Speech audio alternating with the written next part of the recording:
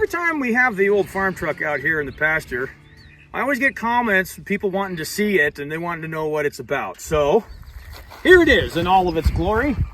It's a 1961 Apache 10. And it's four-wheel drive now, but it didn't used to be. And Pappy bought it brand new in town in 61. And he had it for several years, and then Granddad had it. And then Uncle Jono had it. And then Uncle Jono gave it to me.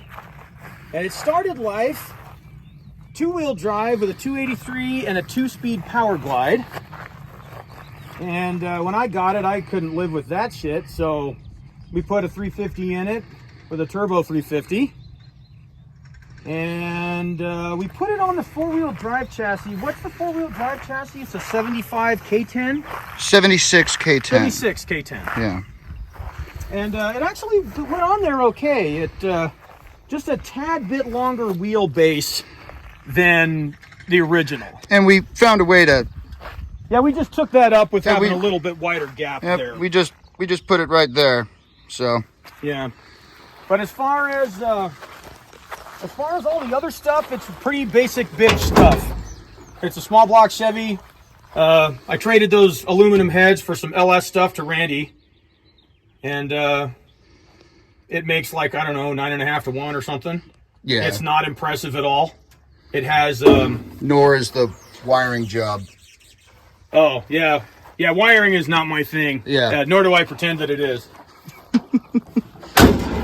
But it's got basically an RV cam. I think it's like, what, 218 at 50? Yeah, it's square, I know that. Yeah, 218 at 50 and 454 lift or something. It's pretty dinky, nothing fancy. We just put posies and 410 gears in it. The back has a Detroit locker, and the front has a good old-fashioned GM posi. Yep. It had a turbo 350, which we broke the shit out of. Yeah, that was impressive. In fact, we broke it so well, the transmission guy said they couldn't even use the case for a core. And we weren't even doing anything special. Wasn't even trying. Yep. So we got a turbo 400 for it. We put the turbo 400 in, and we got the adapter kit from what was Advanced it? Advanced adapters. Because it's not out in California. Not an original four-wheel drive 400. But when I got it, it was blue and white, and I had a wild hair one day, and me and Mike Mays painted it green, which is weird because I don't like green. It was like the only paint you had, though. Yeah, sometimes you just got to paint something. So, so we painted it green, and it was rough. You know, it had all the rust in the usual places. Yeah, we ended up having it blasted. Yeah, we had it sandblasted, and we spent a lot of time and money buying patch panels and welding up patch panels on it. Pops and I did all the places, you know, the rockers, the cab corners, bottoms of the fenders, all that stuff. I painted it with the white. I think is Tamco single stage. Is it? Mm-hmm. The blue is PPG. Oh, okay. Concept, base clear, and I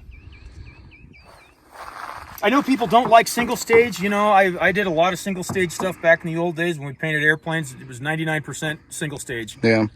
And I know that a lot of people don't like it. They think it's industrial paint, and I guess it kind of is, but that doesn't mean it's not durable, and it doesn't shine, and it doesn't flow good and look good. And you guys were using Enron? Emron 5000. We used some other stuff too, Jet Glow, Acro Glow. Yeah, Acro Glow, yeah. Ranthane was another one. I liked Jet Glow. But we used Emron because the single stage colors covered really well. Reds and yellows and stuff, they covered really well. But this is Tamco single stage, white, and the PPG concept, blue.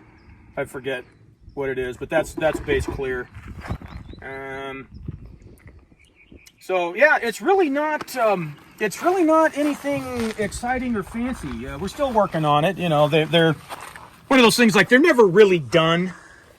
Yeah, you know, you can be done with it. But but they're never done. Yeah, you know, they always need something. They need something improved. Like for example, something that bothers the holy hell out of me is back in 17 when I painted it, for whatever reason, I was like, nah, you know what? I'll just mask off the top of that really dirty where the blue and the white meet, and I'll just like rhino line it or something. And I haven't done that since. And every time I see that line, it just it bothers me so bad. It looks so flaky, and every time I think to myself, like, what the are you thinking? Like, well, you could always go back and do it later. Yeah, but you're doing it now, so why not make it happen now? So, you know, there's stuff that I need to fix. Oh, something that we had to fix yesterday. Oh, yes. We were coming down 3rd Street, hanging a left, and all of a sudden we hear something go tick, and boom, we're down a cylinder. Misfire and running really bad. And we thought, oh, that's weird. And Derek's like, oh, that sounded like an electrical snap. And it's like, sure it did.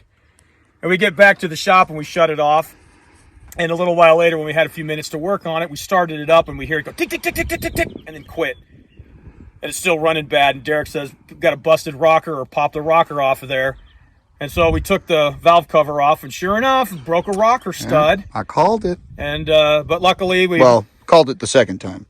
What was the first one? I thought it was an electrical arc. Oh yeah. Well, as much as I wanted to agree with you, it was like that. I don't know, man. That was a pretty mechanical sounding electrical arc.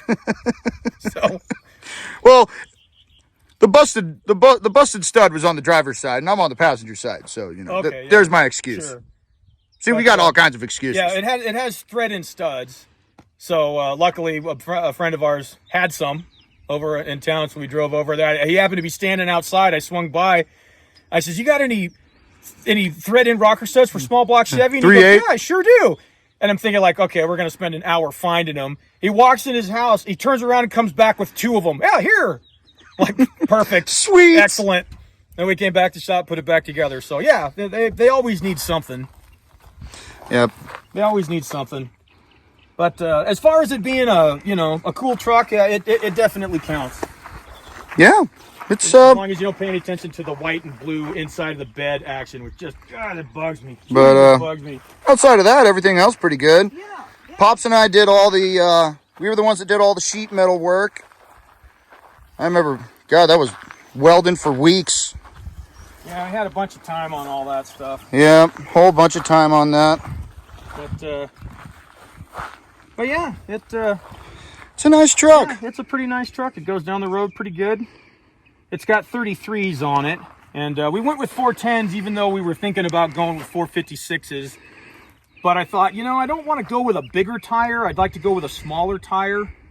And so if we went down to a 31 with 456s, it'd be really, really low. Yeah. So you like having 510s.